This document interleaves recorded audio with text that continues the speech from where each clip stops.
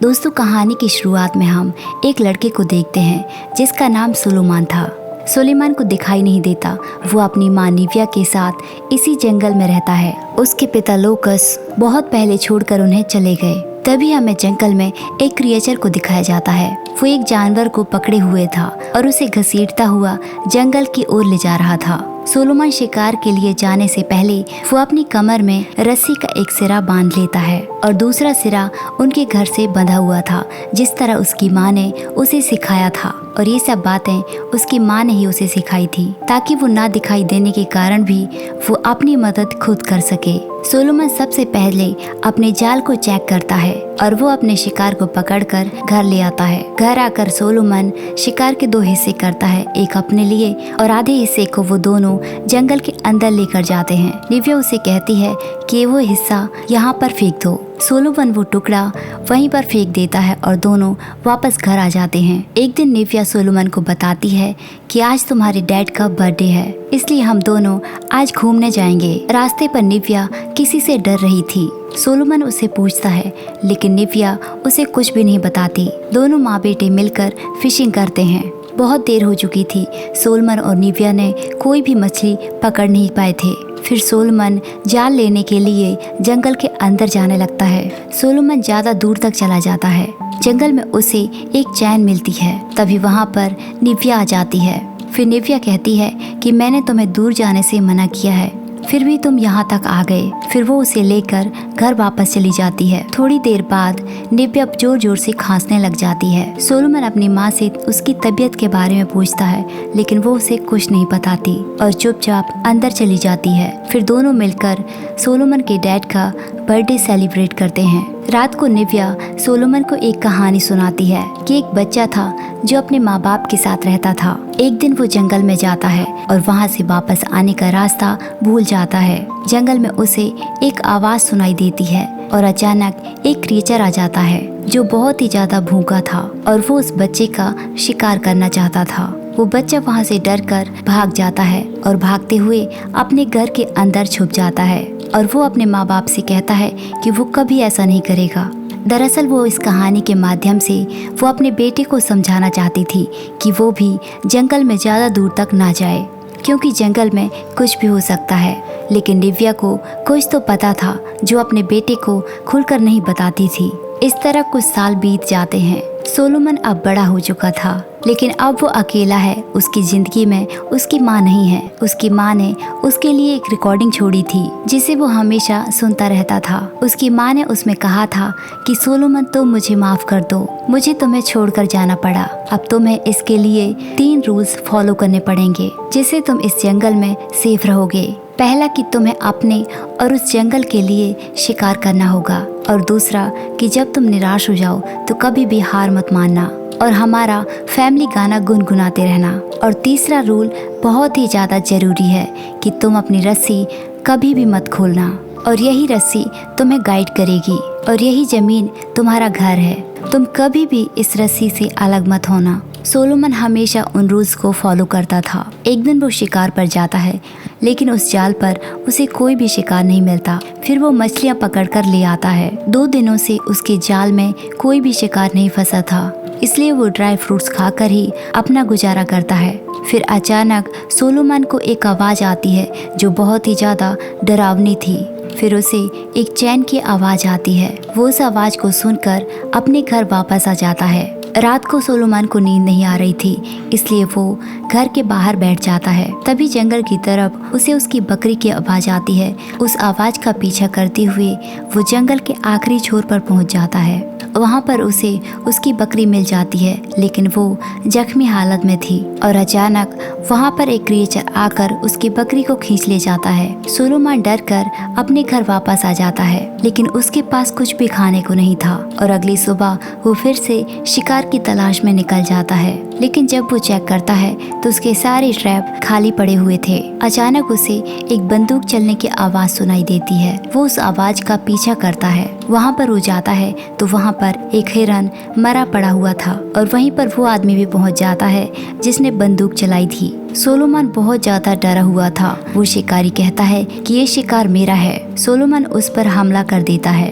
लेकिन शिकारी उसके सिर पर मारकर उसे बेहोश कर देता है। कुछ देर बाद सोलोमन को होश आ जाता है। वो शिकारी अब भी उसके पास बैठा हुआ था। वो सोलोमन से कहता है कि तुम्हें घबराने की कोई जरूरत नहीं है और वो उसे कुछ नहीं करेगा। वो उसे अपना नाम हैक बताता है और सोलोमन की कमर में रस्सी बंधी हुई थी, इसलिए वो उसकी मदद से उसे उसके घर ले जाता है। घर आकर दोनों बातचीत करते हैं। अब हैक को सोलोमन के बारे में सब कुछ पता चल चुका था। वो उसकी कहानी सुनकर कि वो किस तरह इस जंगल में अकेला रहता है, हैक उसकी मदद करना चाहता था, लेकिन सोलोमन इस बात से साफ इनकार कर देता है क्योंकि वो किसी की मदद नहीं लेना चाहता था। हैक उससे कहता है कि क्या आज रात में तुम्हारे घर में रुक सकता हूँ, बदले में हम इस हिरन को बांट लेंगे। सोलोमन वहाँ रुकने की उसे इजाजत दे देता है। जब सोलोमन लकड़ी लेने के लिए जंगल में जाता है तो इसी मौके का फायदा उठाते हुए हैक उसके स्टोर रूम में चला जाता है। उसका इरादा चोरी करने का था। फिर उसे वहाँ निव्या की एक बुक मिलती है। हैक उस बुक को लेकर नीचे आ जाता है। सोलोमन भी लकड़ियाँ लेकर आ चुका था। हैक उसे कहता है कि तुम्हारे पास खाने पीने का सामान तो है नहीं, यदि तुम चाहो तो मेरे साथ चल सकते हो और मैं तुम्हें किसी सेफ जगह पर छोड़ दूंगा। लेकिन सोलोमन उसके साथ जाने से साफ इनकार कर देता है। फिर दोनों सो जाते हैं। रात को उन दोनों को उसी क्रिएचर की आवाज सुनाई देती है। हैक अपनी बंदूक लेकर जंगल के अंदर चला जाता है। वो आगे जाकर देखता है तो एक जानवर मरा पड़ा हुआ था और पेड़ पर नाखूनों के निशान बने हुए थे। उसी पेड़ के पीछे कोई छुपा हुआ था। हैक उस पर गोली चलाता है। गोली की आवाज से वो हैक पर हमला करने लग जाता है। हैक वहाँ से तेजी से भागता है और भागता हुआ घर के अंदर आ जाता है। दोनों बहुत ज्यादा डरे हुए थे।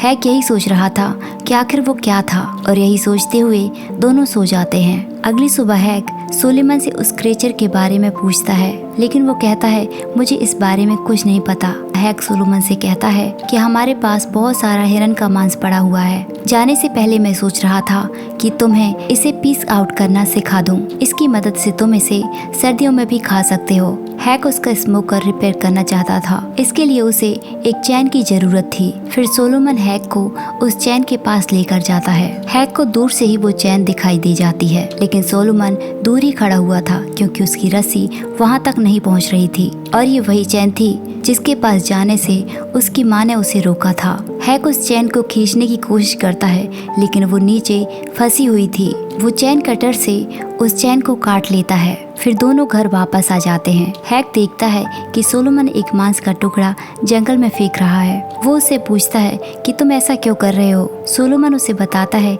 कि मैं अपने लिए शिकार करता हूँ और एक जंगल के लिए भी। हैक को कुछ समझ नहीं आ रहा था। उसे ये सब बहुत अजीब लग रहा था। वो सोचता है कि शायद इसलिए कल क्रिएचर खाना ढूंढते हुए यहाँ तक आ गया था। हैक उससे कहता है यदि तुम इसी तरह उसे खाना देते रहे तो वो क्रिएचर कभी इस जंगल से नहीं जाएगा और तुम्हें उसके लिए भी एक जाल बिछाना चाहिए। और वो कहता है मैं तुम्हारी मदद करूँगा। सोलोमन उससे कहता है कि तुम मेरी मदद कैसे कर सकते हो, मैं इस रस्सी की मदद से सिर्फ अपनी लिमिट तक ही जा सकता हूँ। फिर सोलोमन उसकी रस्सी से एक कपड़ा बांध देता है जिसकी वजह से वो अब दूर तक जा सकता था।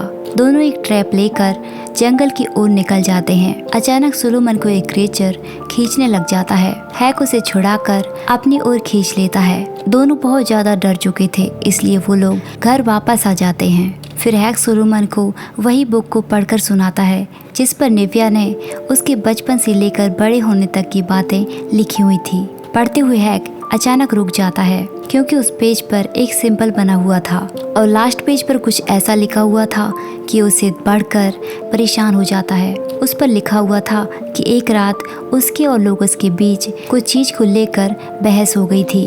गुस्से में आकर लोकस ने सुलेमान को उससे छीन लिया। निव्या घबरा गई थी, इसलिए उसने सुलेमान को अपनी ओर खींच लिया। उसे डर था कि कहीं लोकस सुलेमान को नुकसान न पहुंचा दे और उस रात निव्या ने सुलेमान को जान से मार दिया था। लेकिन ये बात हैक सुलेमान को नहीं बता सकता था और चुप करके हैक सोने चला जाता है। जब सुलेमान सो जाता है तो हैक अपनी बंदूक और एक जाल लेकर जंगल की ओर चला जाता है। आगे चलते हुए उसे एक टेंट नजर आता है और इसके बारे में भी निव्या ने उस किताब पर लिखा हुआ था और उसके बाद वो लोकस से माफी मांग रही थी। उसके बाद हैक उस टेंट को सेट कर देता है। सुलेमान नींद से उठ चुका था।